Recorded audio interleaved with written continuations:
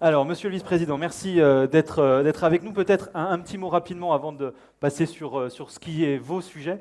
Peut-être le regard là, sur ce qui a été dit, votre regard sur l'attractivité du Grand Paris, à la fois sur les chiffres qui ont été présentés, mais aussi sur ce que nous disent ces dirigeants d'entreprise qui ont beaucoup de satisfaction, qui ont quelques petits besoins aussi. Oui, on l'a entendu. Bonjour à tous. Merci de nous avoir conviés. La métropole du Grand Paris est un partenaire de Choose Paris Region. Je salue sa présidente, Alexandra Dublanche, et saluer tous les partenaires de cet événement, de ces assises de l'attractivité, qui sont toujours un moment important de faire le point sur l'avancement de cette attractivité régionale et de la métropole. Par la même occasion, on a entendu notamment Schlumberger dire que c'était important derrière que les collectivités accompagnent sur la transition énergétique les investissements qu'ils peuvent lancer, la recherche aussi évidemment sur tous ces programmes. On a entendu aussi que la place de Paris et celle de la métropole du Grand Paris et celle de plus globalement l'économie régionale étaient attractives, mais il y avait des perceptions qu'il fallait encore confirmer. Et c'est ce que j'ai retenu, moi, en arrivant tardivement, vous m'excuserez. Oui, il y a un sujet aussi de lisibilité des politiques locales. On a entendu des inquiétudes sur le PLU, bioclimatique. Voilà, donc il y a évidemment côté collectivité, une remise aussi en question, et on doit être à l'écoute des professionnels. L'attractivité, c'est très important, c'est les emplois, bien sûr, mais c'est aussi l'adaptation de nos territoires aux enjeux et aux transitions que nous avons à connaître. On parle beaucoup de la transition énergétique, mais il y a aussi une transition dont on parle assez peu, mais qui va arriver très fortement, c'est la transition démographique sur nos territoires, avec un vieillissement dont on ne parle jamais, hein, vous verrez, on n'en parle pas du tout, mais c'est un véritable sujet qui préoccupe évidemment les élus locaux qui sont confrontés à ces sujets très concrets.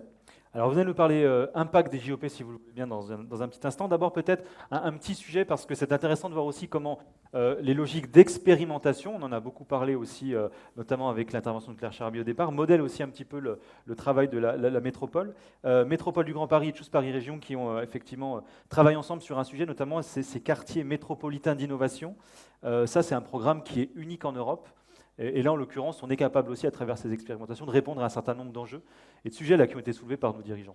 Tout à fait. Avec Choose Paris Region, on a un partenariat stratégique qui a été développé pour aller chercher des acteurs de l'innovation à l'échelle internationale. Ce que la métropole du Grand Paris n'est pas capable de faire, ce n'est pas sa compétence. Et là, la complémentarité aussi des structures.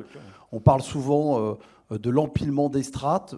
Là, il y a aussi des complémentarités qui fonctionnent bien. Et Quartier métropolitain d'innovation, c'est un dispositif qui a été lancé par Patrick Ollier, qui est né d'une expérience à Paris dans 2 arrondissements où on concentre de l'innovation urbaine pour répondre aux enjeux de transition énergétique, transition écologique, et qui touche à la ville, en fait, hein, à innover dans la ville, à la fabrique de la ville de demain où elle est plus résiliente, elle est plus solidaire et elle est plus attractive. Bien sûr.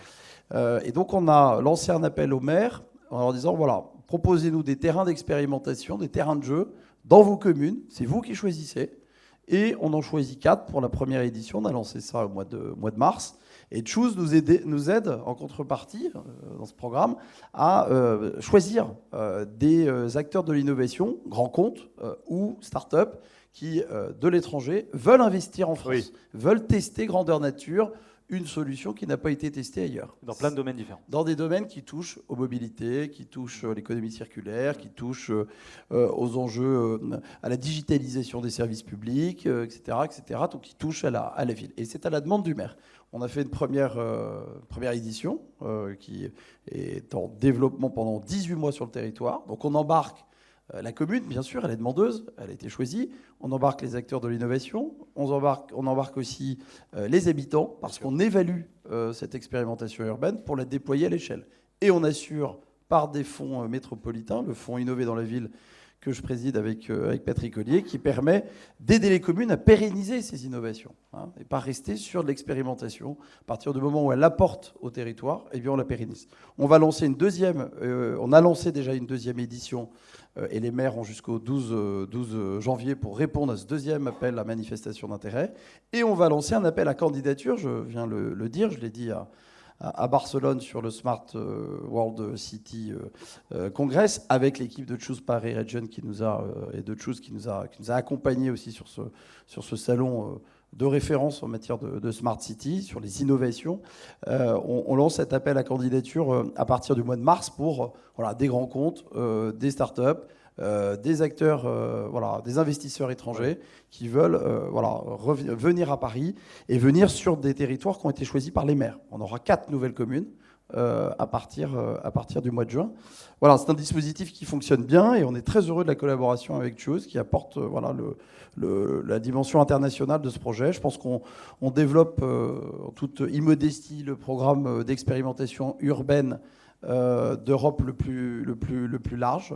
En tout cas, on a été auditionné par d'autres communes, d'autres métropoles. Je pense à Amsterdam, je pense à Barcelone, qui aujourd'hui sont très intéressés par ce qu'on a développé et qui permet de rapprocher public et privé et de sortir aussi des carcans. On en parlait des appels d'offres, des procédures compliquées en matière d'innovation. On a des choses assez simples qu'on peut mener. C'est aussi l'enjeu de s'appuyer sur les maires et puis de rapprocher le secteur privé du secteur public pour faire avancer la ville. On ne peut pas faire tout seul quand on est maire. On a besoin des autres et on a besoin surtout de l'innovation, des investissements du secteur privé qui vont dans l'intérêt général. Et un petit mot peut-être pour terminer, Monsieur le Vice-président, sur les Jeux Olympiques. On ne peut ne pas effectivement parler. Ça va naturellement, on l'a dit, on va continuer de le dire là au cours de cette séquence qui s'ouvre, donner à la métropole effectivement un boost supplémentaire en matière d'attractivité. On parlait notamment à un moment donné là, dans les échanges de résilience des territoires. Là, avec ces JOP et à travers vos actions, on est en plein dedans. Oui, alors nous, on a, la métropole du Grand Paris, on a sur les Jeux Olympiques, on a une responsabilité sur un des rares équipements qui vont être créés et construits. C'est celui du centre aquatique olympique en face du Stade de France. On a cette responsabilité. Il a fallu d'abord trouver un terrain d'entente. 131 communes, la métropole du Grand Paris, 7,2 millions d'habitants, avec une grande diversité politique, géographique. On s'est mis d'accord et ça a été très simple. Parfois à 131, on y arrive.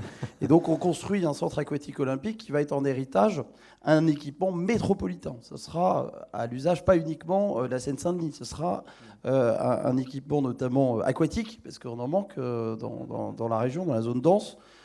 Et donc on va apporter aussi, c'est important, le savoir nager pour les plus jeunes. C'est un équipement supplémentaire. Et puis une conception de cet équipement qui est vertueuse en matière de réduction des consommations énergétiques, mais aussi d'aménagement du territoire. La ZAC de la Plaine Saulnier, qui est juste derrière ce centre aquatique. Vous voyez, quand vous remontez la 1, c'est tout un quartier qui va être construit. On va faire une passerelle.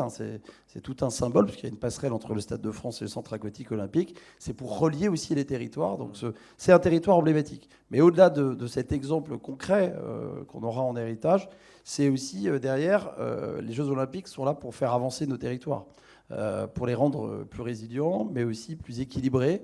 Et c'est toutes les politiques qu'on essaie aussi de développer, de rééquilibrage territorial, puisqu'il y a de grandes disparités dans la métropole du Grand Paris. Et ça, on l'a à cœur de faire que les JO sont un accélérateur, un catalyseur aussi de ces changements. Bon, merci beaucoup Geoffroy Boulard, on peut l'applaudir et le remercier, vice-président de la Merci à vous. métropole du Grand Paris.